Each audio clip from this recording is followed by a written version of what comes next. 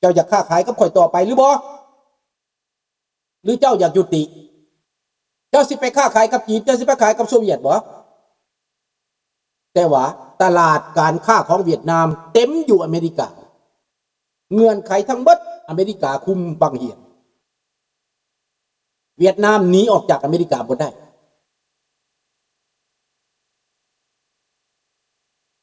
นี่เวียดนามถึกกำคอไว้แล้วคอล่วงคองูเห่านั้นศัตรูอเมริกาเขาฮู้ว่าเวียดนามไผหนุนหลังทำลายอเมริกาสงครามตอน1960 70ไผหนุนหลังอเมริกาแม่นคอมมิวนิสต์โซเวียตคอมมิวนิสต์ยุโรปนะเห็นบ่ล่ะข้อมูลต่างๆแม่นไผไปหลบสวยเวียดนามคราวนั้นแม่นเยอรมันตะเว้นออกเครียดแค้นให้อเมริกาไปสวยโซเวียตฝรั่งบางตัวคอมมิวนิสต์ฝรั่งก็ไปสวยโซเวียตเนอะข้าพเจ้ากรรมในเบิดอันนี้นะฮู้เบิดว่าภัยเป็นภัยนะฮู้เบิดข้าพเจ้าค้นคว้าศึกษาหาความหาที่มาของมันเห็นเบิดแล้วซองซอดซองตับซองไตมันเห็นทุกคดทุกโขแล้วข้าพเจ้าอ่านสารคดีของฝรั่งอ่านสารคดีของอเมริกาอ่านสารคดีของโซเวียตพี่น้องในเรื่องการเมืองนี่เห็นมาตอนนี้จุดจบ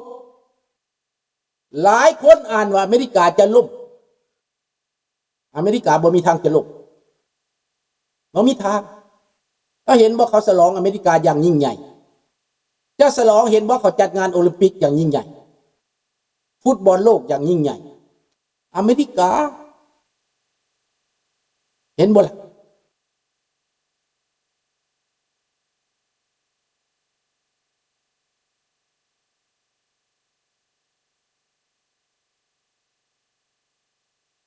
ดังนั้นพี่น้องในเมื่อเขาได้เงื่อนไขของอเมริกาแล้วจะสิไปทางใดก็ไปรุ่นเก่าตายไปเบิดแล้วรุ่นคอมมิวนิสต์เก่าๆตายไปเบิดแล้วเด็กน้อยเกิดขึ้นมาใหม่เขานิยมอย่างเวียดนามสุดเสรีกว่าฮอดโลกเสรีพี่น้องเอ้ยเห็นแล้วบอกเจ้าสิมีลัทธิคอมมิวนิสต์ไว้เพื่ออย่างในเมื่อคนมันเป็นเสรีเบิดแล้วในเมื่อคนมันนิยมเสรีเบิดแล้วนะอยู่ในลาวคือกันคนลาวนี่เสรีกว่าโลกเสรีในตอนนี้เพียงแต่ว่าเงื่อนไขมันจะมาเปลี่ยนแปลงการเมืองในลาวมันจะมาเปลี่ยนแปลงการปกครองนั้นคือหากมันล่มหากมันขาดหากมันตายหากคนมันอยู่ใสจีนก็ยังบ่สำคัญสำคัญแม่นรัสเซียหากมันแม่นรัสเซียการเมืองลาวทุกมือนี้แม่นรัสเซียหนุนไว้ยึ่งไว้จัดไว้รัสเซียครอบงำบ่แม่นเวียดนามบ่แม่นจีนแม่นรัสเซียบักโปตีนนั่นแหละกำมาเฮียนลาวกูมือนี้พวกที่มันเฮียนมาจากรัสเซียนั้นมันก็เลียตีนเลียก้นเลียดาบพวกนี้แหละอยู่ในอำนาจทุกมือนี่นะมันสิมีความมู่มันสิบ่มีความมู่ไปรัสเซีย2 ปีบ่ได้ยังความมู่ก็มานั่งอยู่ในห้องการทีนี้เป็นแบบนั้นมันว่าสังคมนิยมมันชูมือนี้มันเป็นแบบนี้แล้วถ้ารัสเซียฟังเอาเด้อลูกหลานเด้อรัสเซียจะล่มหรือบ่ล่มเนี่ยพวกเจ้าก็เบิ่งเอาเฮ็ดซึกกับยูเครนตายไปเป็นล้านโซเวียตล่มเงินหยัง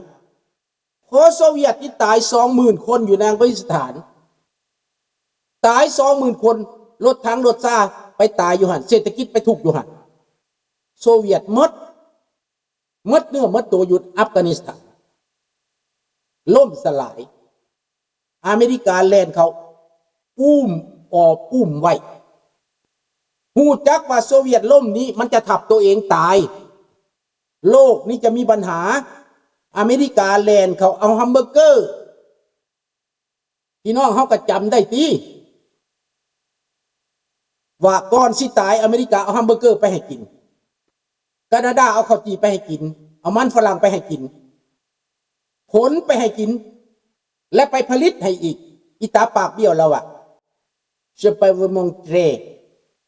อีตาช่างกระเกียงว่า Je peux vous montrer que nous fabriquons des millions de pains de tranches de pain par minute par jour Je peux vous offrir de pain et le blé อีตาปากเบี้ยวไปรัสเซียเอาไปสอนเอาไปให้กินเอาซีนเอางัวเอาหมูเอาไก่ไปให้รัสเซียกินให้โซเวียตกินยังกลายมาเป็นรัสเซียมันก็บ่มีน้ำมันก็บ่มีซีนก็บ่มีข้าวจีก็บ่มีแม่นไปเรียกผู้ที่ไปก่อนหมู่แม่นแฮมเบอร์เกอร์ให้กินข้าวคนโซเวียตต้องเลี้ยนแถวอดีตสหภาพโซเวียตต้องเลี้ยนแถวกินแฮมเบอร์เกอร์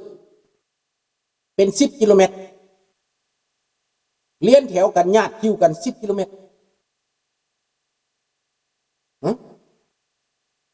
ต่อมาอเมริกาไปค้าขายมีอยู่มีกินเศรษฐกิจแข็งแรงขึ้นมาบ้านเมืองเจริญขึ้นมาอยากสู่กับอเมริกาอีกอยากล่มอเมริกาอีกแทรกแซงอเมริกาอีกได้จีนคือกันญาทานมหางอนเว้าว่าย้อนเนรคุณอันนี้แหละเนรคุณลาวกับเนรคุณแบบนี้แหละโซเวียตกับเนรคุณแบบนี้แหละจีนกับเนรคุณแบบนี้แหละจีนสิตายตอนนั้นตอนมีการประท้วงเต็นอันหมินนักศึกษาปัญญาชนทั่วประเทศลุกขึ้นไล่รัฐบาล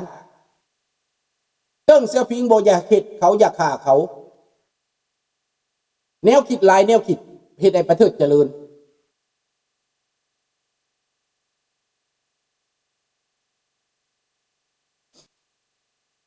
ในตอนนี้จีนไม่อยู่มีกินย้อนอเมริกาเข้าไปลงทุนย้อนโลกเสรีไปลงทุนเอาแนวคิดเสรีไปให้เปิดให้คนจีนรู้จักทำมาหากินเฮ็ดให้คนจีนมีการมีงานทำแม่นโลกเสรีทุกวันนี้คนพวกนี้เขาบ่ได้ทราบซึ่งนำโลกเสรีเขายังเอาลัทธิอุบาทลัทธิคอมมิวนิสต์อยู่แต่ใส่ตลาดเสรีใส่การค้าเสรีได้กินได้อยากย้อนอเมริกาถามว่าอเมริกาถ้าปิดประตูบ่เอาจีนอเมริกาทุกบอกอเมริกาบ่มีกินบ่ได้แต่ก่อนอเมริกาบ่ได้ค้าขายกับจีนอเมริกาก็มีกินคือเก่าข้าวเขาก็มีน้ำมันเขาก็มีอาหารเขาก็มีเห็นบ่เขามีทุกสิ่งทุกอย่างเขามีเห็นบ่จีนหากมามีตอนไหนตอน1970ปลาย80มานี้จีนค่อยๆฟื้นขึ้นมา90มานี้เห็นบ่แต่เป็นอย่างพวกโฆษณาส่วนเสือพวกจีนอยู่ในไทยพวกจีนอยู่ในลาวโฆษณาส่วนเสือพวกรัฐบาลลาวโฆษณาส่วนเสือเพราะว่าอันนี้โฆษณาส่วนเสือการเมืองหลอกลวงความจริงเขาบอกถ้ารัสเซียล่มสลายลงไปบาดนี้มันสิล่มแบบไหนข้าพเจ้าได้บอกสัญญาณแล้วว่าอัฟกานิสถานโซเวียตตาย 20,000 คน10,000 บาดเจ็บ 60,000 คนรัสเซียล่มสลายย้อนอัฟกานิสถานมาบาดนี้รัสเซียจะล่มสลายย้อนหยังย้อนยูเครนเฮ็ดทำลายทุกอย่างภายใน5 วันยูเครนทำลายเรือน้ำมันของรัสเซียไป178 คันทำลายตัวเมืองต่างๆทำลายรถถังทำลายแนวหน้าทำลายแนวหลังตายไปนับบ่ถ้วนรัสเซียเฮ็ดหยังบ่ได้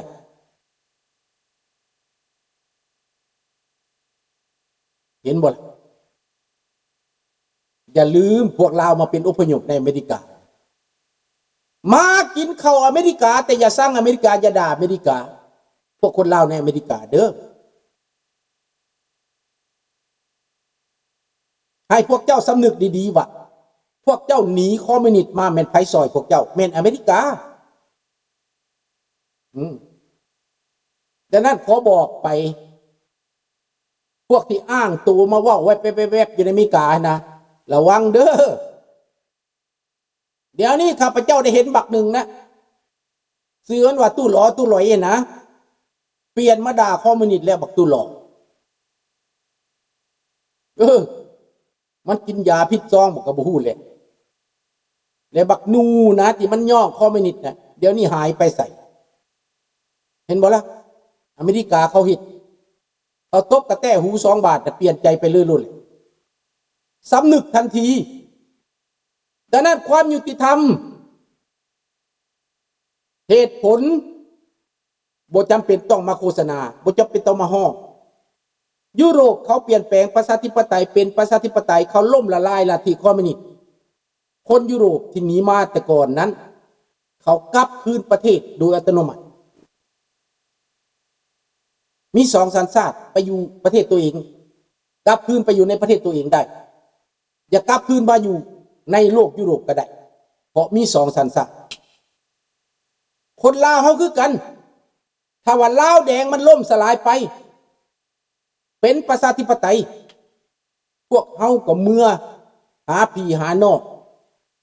กลับบ้านกลับเมืองได้ไปอยู่ก็ได้ไปกินก็ได้เห็นบ่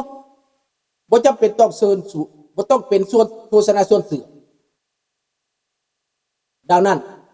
ข้าพเจ้าเชื่อนี่ว่ารัสเซียล่มสลายปุ๊บอ่อนแอทางการเมืองปุ๊บในวิกฤตสงครามยูเครนนี้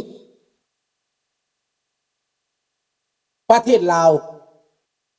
จะเปลี่ยนทันทีไปบ่รอดและสิใช้หนี้แบบใด50 ปีเขาพากันสร้างหนี้30,000 กว่าล้าน35,000 ล้านลาวเป็นหนี้คนลาวในอเมริกาค้ำประกันให้อเมริกาค้ำประกันให้35,000 ล้านอเมริกาต้องไปจ่ายค่าสงครามในตะวันออกกลางอเมริกาไปเฮ็ดสงครามในแต่ละบอดนะอัฟกานิสถานวันหนึ่ง35,000 ล้านดังนั้นเงิน35,000 ล้านมันนอตติงมันบ่มีหยังอเมริกาเขาไปเทคเขาไปเฮ็ดเขาไปสร้างขึ้นมาใหม่แล้วอาศัยคนลาวที่อยู่ในอเมริกานี้ที่ฮู้จักระบบอเมริกาแล้วเป็นเกือบล้านกว่าคนมีทั้งม่ง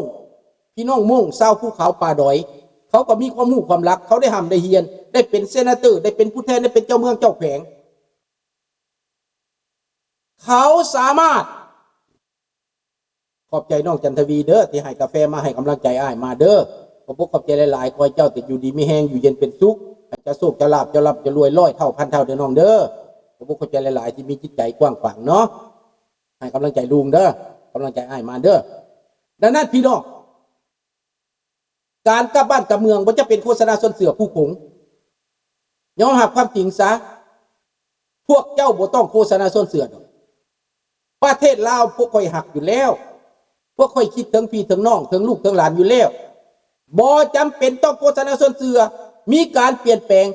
พวกข้าพเจ้ากลับคืนโดยปริยายจะกลับคืนไปซอยไปเหลือจะให้ลูกหลานยืนมือเขาไปซอยเหลือเพียงแต่เปลี่ยนแปลงพฤติกรรมอันซัวซ่าพฤติกรรมเผด็จการพฤติกรรมเข็นขาฮาวีมือเปื้อนเลือดพวกเจ้านั้นต้องล่างด้วยความยอมหับล่างด้วยเป็นประชาธิปไตยแล้วก็ขออภัยโทษเท่านั้นเมื่อนางยุโรปแก้ไขปัญหาทางออกมันเป็นแนวนี้มีทางเดียวบ่จะเป็นต้องมาตัวคนที่เขาเจริญแล้วมาตัวบ่ได้สวัสดีพลกีฬาเขาซองเห็นตับไตใส่พุ่งเจ้าเบิดแล้วทองรุนสอนใจยอมรับซะอย่าให้มันถึงหน้าที่ที่ว่าเขาล้มเจ้าเขาเกลียดสร้างเจ้ากว่านี้ซ้ำนี้ยังพอยอมหับกันได้เหมือนนางยุโรปเขาจะบ่ได้แก้แค้นถ้านักไปกว่านี้เขาแก้แค้นได้เห็นบ่ประเทศรูมาเนียเขาแก้แค้นได้เขาจัดการเซลเซสกูตายคาโรงเรียน2 ผัวเมียด่าอนาถ